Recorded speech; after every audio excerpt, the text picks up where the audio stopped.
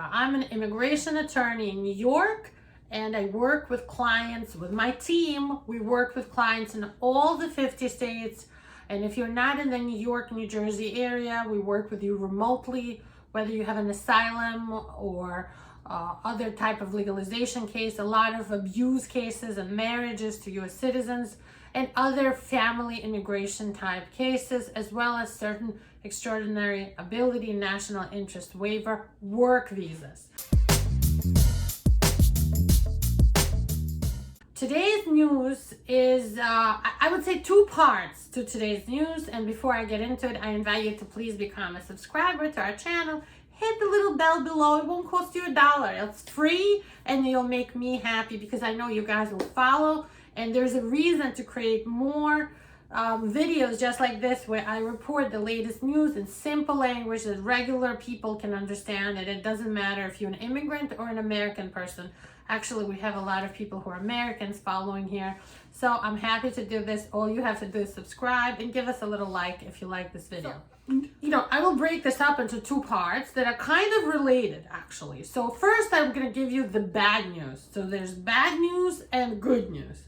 The bad news, right? For the second time, the plan to include the pathway to citizenship or an amnesty in the $3.5 trillion budget proposal that the Senate had to work on was rejected by the Senate arbiter. Her official name is a parliamentarian.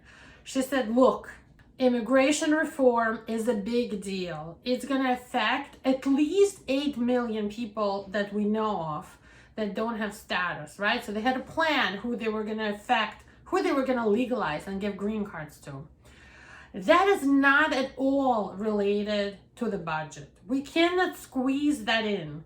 You cannot just throw that into the budget. It's not related to how the federal dollars are spent, and it doesn't follow the Senate rules. So for the second time, she rejects it. This was the plan B that you might have read about in the news, that Democrats kept saying, we have a plan B, we're still going to get it through. Sadly, they did not get it through, and they will probably not be including this wide sweeping, all-inclusive amnesty in the budget bill this year.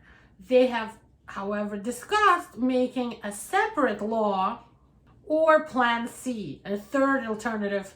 Maybe the third time is the charm. They will try to come back and bring another plan back to the parliamentarian and see if she says yes, but it doesn't look like she will. And remember that the Republicans are in the majority against this plan. They don't think that the amnesty should be made as a by the way to the budget proposal. So that's news number one, and I guess part of it is maybe she doesn't think there's enough money in the proposal for immigration amnesty. Who knows what happened? She's not a real politician. It's kind of a job. So she's hired by the Senate to make decisions and rulings about what does follow the official Senate rules and what doesn't. So she said this will not follow the rules. So that's the first part of the news. And it's kind of sad, and I really regret it. On the other hand, I think there's some good in this.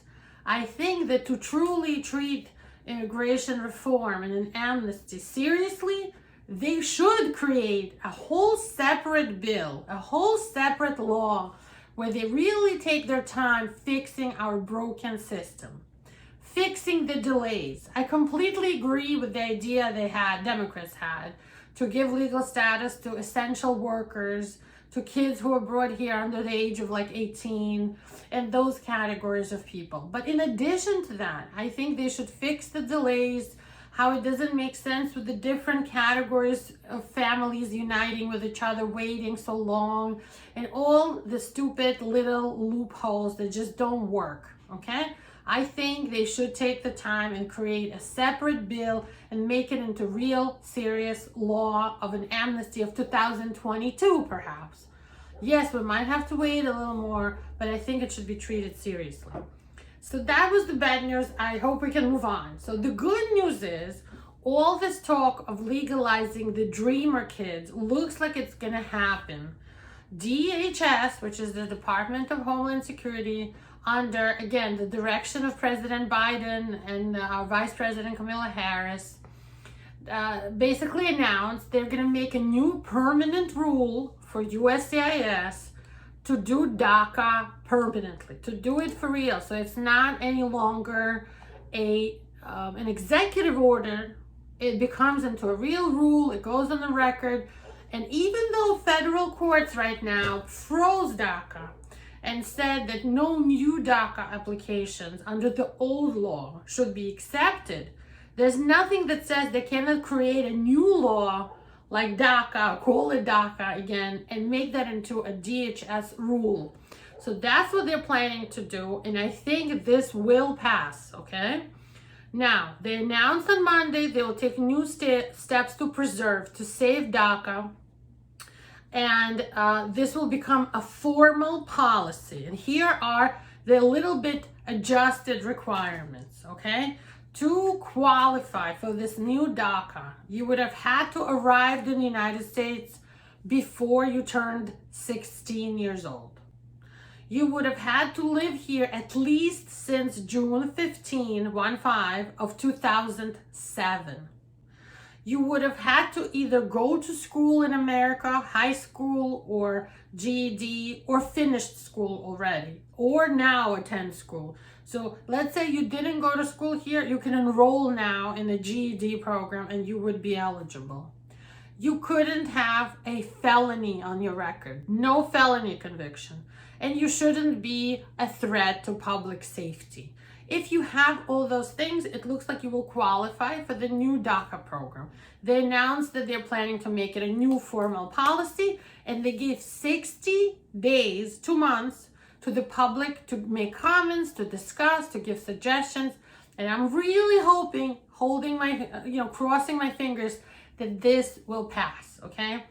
So those are the two biggest things that happened this week. Everything else, didn't have that much to do with immigration.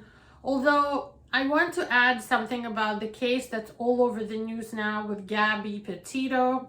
She's the young girl, she was like 21 or 22, who was traveling with her boyfriend Brian across the United States in a van and posting on social media about her trips and her van life, okay?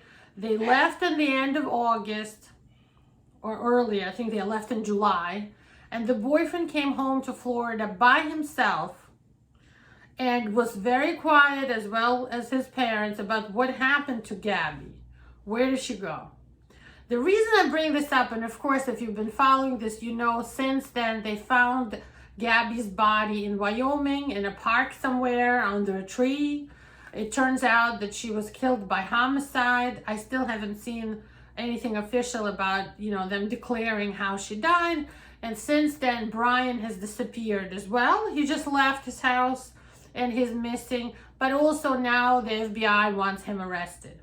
Why am I telling you this from the news? This very much relates to all the work we do in our office with abusive marriages and legalizing women and men who are stuck in those bad relationships. This was a good example of an abusive relationship, in my opinion, although some people would disagree with me. This was a young girl who was stopped by the police and they almost arrested her. And this is when she was still alive. And she tried to take all the blame on having, a violent fight with her boyfriend, because women are taught to be docile and to take crap, okay? Now, a lot of people are coming forward now and saying they saw signs of abuse, that Gabby was abused by Brian. He would take her papers away to make sure she doesn't go outside or party with her friends. He was very controlling. In fact, some people are saying he is the one who wanted to do the van life, not really her. I guess he kept her out of school and a lot of other things. She let him control her life and ended up dead. So my point here is to tell you guys that if you're stuck in an abusive relationship, even if the person isn't hitting you or pushing you or raping you or cutting you, but they're constantly belittling you, humiliating you, calling you bad names, you shouldn't stay in their relationship.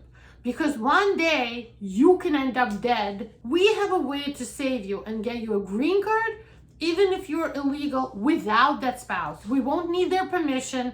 They will never find out. Please save yourself. If you're stuck in a marriage and you keep hoping, like I had a client yesterday from California, her husband kept promising to legalize her. They already had a baby. He didn't want to have to do anything with his baby. He still hasn't filed for her. But he was stringing her along, holding to him by promising to do these papers, which he never did. My name is Marina Shepelsky. I'm a New York immigration attorney, and I want everybody who is a good person, who's wants to pay taxes, work legally, doesn't have criminal problems to be legalized in America today. Bye-bye.